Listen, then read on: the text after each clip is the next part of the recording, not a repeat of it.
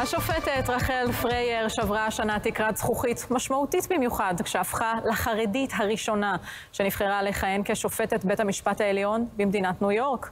בראיון מיוחד שקיימתי איתה מוקדם יותר היא מתייחסת לסערת הרפורמה המשפטית, הפגנות הנשים בבני ברק וגם על הדרך הייחודית שלה לפסגה. Judge רחל פרייר, hello. Hello, how are you? I'm fine, thank you. So most Israelis feel that our political system has lost the checks and balances as the judiciary system has overstepped its authority. What are your thoughts about the situation in Israel at the moment, the calling for a judicial reform and the demonstrations against it? So, as I explained to most people who ask me that question, as an acting and active judge in New York, I'm not allowed to discuss any politics of either American politics or any other countries as well. All I can do basically is just share my perspective, my journey, and what I've learned from my own experience. So I first of all don't live in Israel, so I really can't even comment on the system that I don't have any personal, really first-hand knowledge. But I will talk about my journey and the politics that I had to deal with in my election for the state Supreme Court. And what I found from my own journey was very interesting. Because of the work that I do with Ezrat Nashim, I have political opposition to whatever I do. And what I learned was that I had to go outside my comfort zone. I had to go outside my Dalet Amot, and I had to go and make friends from people who I would never have thought would support me politically.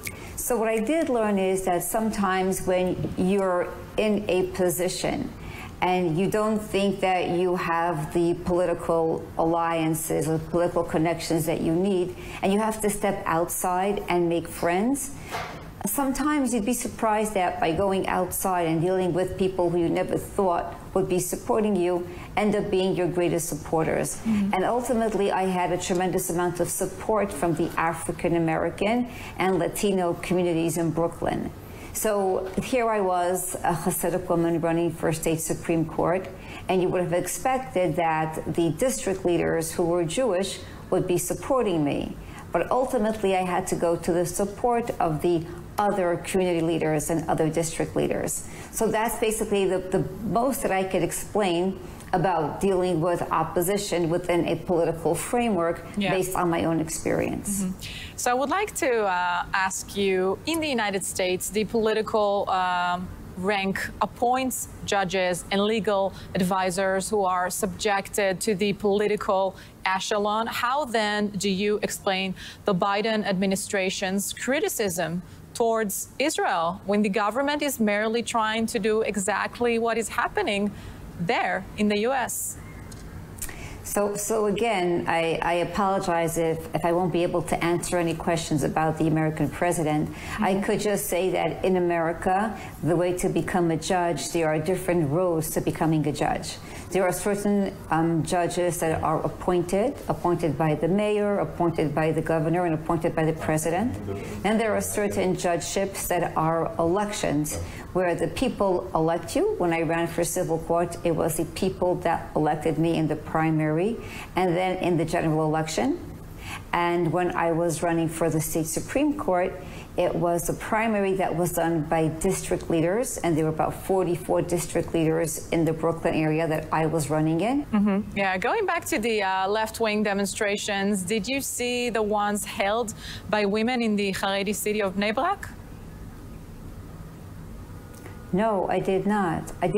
But in terms of people making protests, in America, we have also a constitutional right to freedom of assembly. So long as you're not violent, people are allowed to stand and make protests.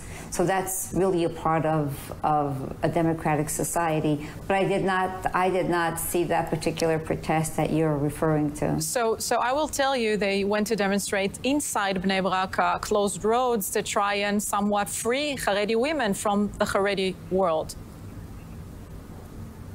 Oh, I didn't hear about that. I come here to visit my children and my family here. When I come here, I don't really go and check out which protests are taking place. Yeah, okay. And as a groundbreaking Haredi woman yourself, how do you feel about the fact that the Haredi parties in Israel have no female candidates on their list? Do you think it will change in the future?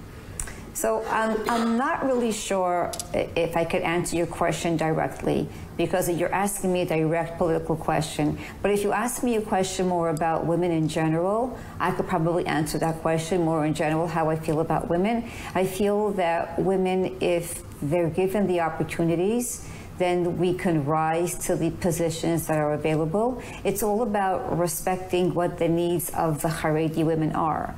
So I was able to become a judge and go through an election sticking to all my rules. For example, as a Hasidic woman, I don't shake hands with men.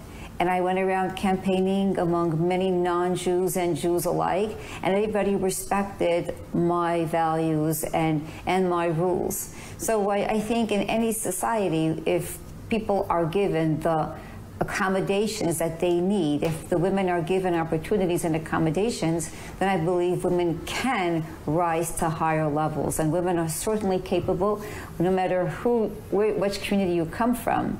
You can be successful as a woman. My story taught me from my journey that you don't have to compromise your values. Whatever is important to you, whatever connects you to God, my religious values, I didn't compromise any of them to reach the level where I am today. And no one should ever be put into a position where they think, oh, I have to compromise my values. No, you go home, you light the candles for Shabbat, you do whatever you have to that keeps you religious, and you can still be successful. So if women are given the accommodations, I think they could be very successful.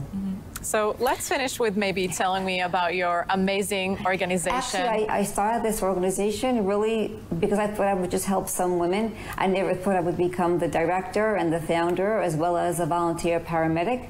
It was just a group of women that helped me. They wanted to join in America, one of the greatest volunteer ambulance services. But in America, the Hatzalah organization doesn't accept any women. They'll treat women, but they don't accept women to be part of their organization. And women had come to me, they said, look here, there's a need. We want to serve and help women, especially when they have an emergency giving birth. So I thought it would be my mitzvah of the month. I would help these women get accepted, and I would go on and continue with my merry way.